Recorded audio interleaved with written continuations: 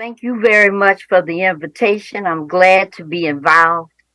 Um, Questions always come up when movements begin to actually show credibility. And these questions are always about what is your motivation?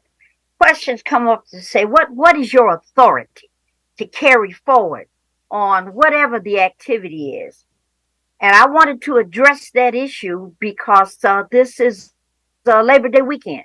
And I wanted to address this question.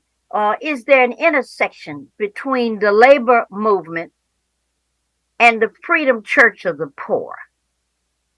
What is the moral justification that we bring to this moment that concludes in a statement that says low income communities have the right to a just existence? Where does that come from? Can the poor, the disenfranchised, the unorganized, often lifeless, the hopeless, can they rise to the occasion? Well, I read a story, been a while, about a fella who was trying to address this question. And it started off, this guy had been out with his crew the night before and was asleep and woke up in the sleep because something was shaking him. He jumped. What's that? Message came right quick. Wake up. You have something to do. And looked around and he wasn't in his bedroom and in his bed anymore. And where he ended up when his eyes began to focus was in this valley. And in this valley was more so like a desert. And all he could see were the bones of dead folks who had been in battles for hundreds of years. And they were all over this valley. Now Zeke is looking. That's his name. Zeke is looking around. Where am I and how did I get here? And look and recognize the Lord. And the Lord said, look, Zeke, I got one question to ask you. Can these bones live? Can they leave? And Zeke said, well, Lord, that's up to you. You'll have to say that.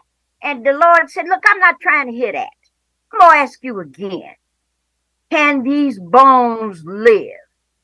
So Zeke scratched his head for a minute. He said, yes, they can. Lord, anything you say, yes, it can happen. So the good Lord said, go there and tell them. Go stand on that rock and go prophesy to those dry bones. So Zeke went over to the rock, start shouting. All right, you poor, you disenfranchised, you unorganized, hopeless people, don't think you can do anything. No, uneducated. The Lord has demanded that you get your butt up. Get up and hear the words from up high. The Lord has commanded me to tell you to get up because there is something for you to do. You have to go and find a way to fight for freedom, to fight for social justice, to fight against poverty and against racism. And as he was shouting this information, he heard a rustling noise and he looked, what's that? And this bone started to connect with that bone, and that bone started to connect with that bone, and more the bones started to merge together, and the different groups started to organize and started to can and started to feed and started to work in unity, started to organize and started to obey the Lord's message to get your butt up. Clearly, things were moving out on that desert. And once they began to accept their new existence, that they could do exactly what the Lord said, they ended up being rewarded because the Lord breathed life into them. And that's the breath of courage, the breath of determination, the breath of vision. Now, the last thing I read that Zeke said to those dry bones that weren't dry anymore, and he told them, now you know that God and in God, all things can happen.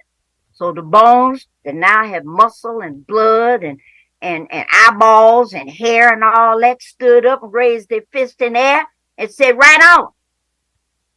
My name is Maureen Taylor. I stand as state chairperson of the Michigan Welfare Rights Organization, and me and Zeke together want to tell you a loud amen. Thank you for inviting me. Enough said.